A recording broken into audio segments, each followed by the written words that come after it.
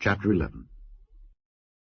And the Lord spake unto Moses and to Aaron, saying unto them, Speak unto the children of Israel, saying, These are the beasts which ye shall eat among all the beasts that are on the earth. Whatsoever parteth the hoof, and is cloven-footed, and cheweth the cud among the beasts, that shall ye eat.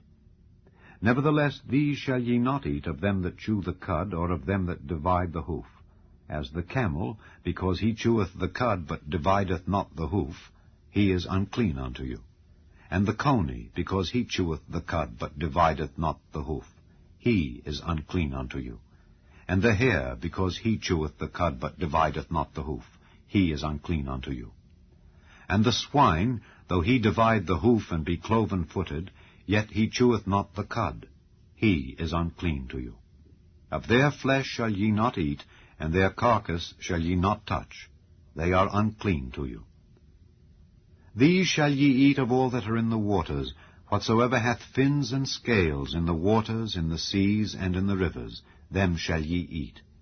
And all that have not fins and scales in the seas and in the rivers, of all that move in the waters, and of any living thing which is in the waters, they shall be an abomination unto you.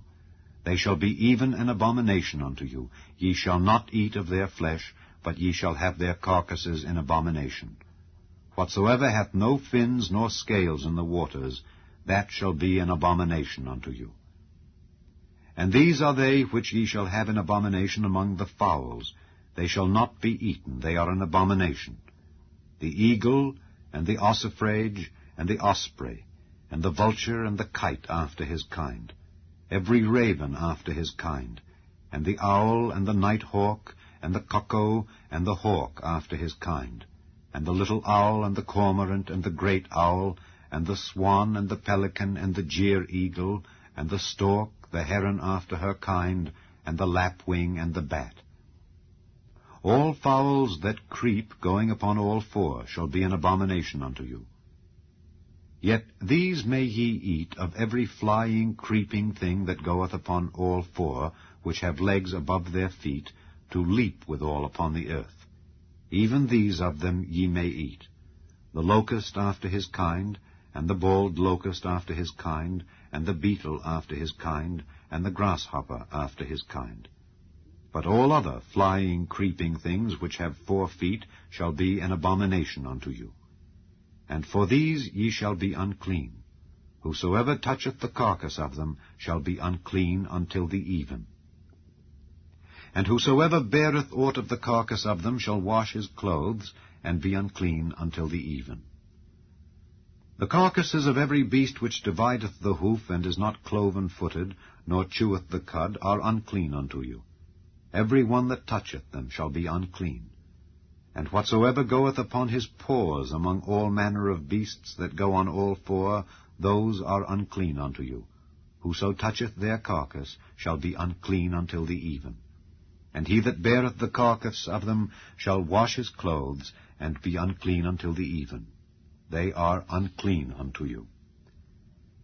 These also shall be unclean unto you among the creeping things that creep upon the earth, the weasel, and the mouse, and the tortoise after his kind, and the ferret, and the chameleon, and the lizard, and the snail, and the mole. These are unclean to you among all that creep. Whosoever doth touch them, when they be dead, shall be unclean until the even.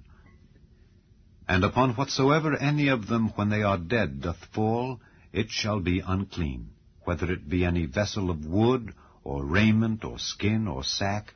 Whatsoever vessel it be, wherein any work is done, it must be put into water, and it shall be unclean until the even.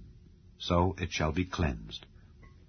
And every earthen vessel whereinto any of them falleth, whatsoever is in it shall be unclean, and ye shall break it.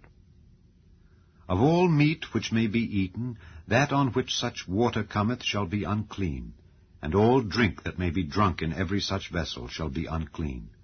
And everything whereupon any part of their carcass falleth shall be unclean.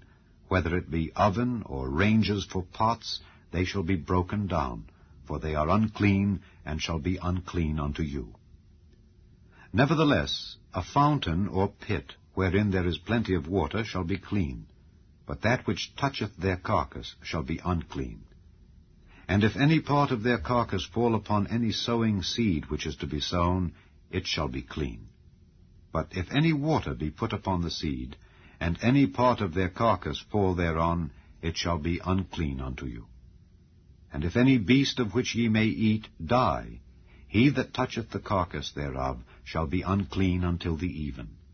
And he that eateth of the carcass of it shall wash his clothes, and be unclean until the even.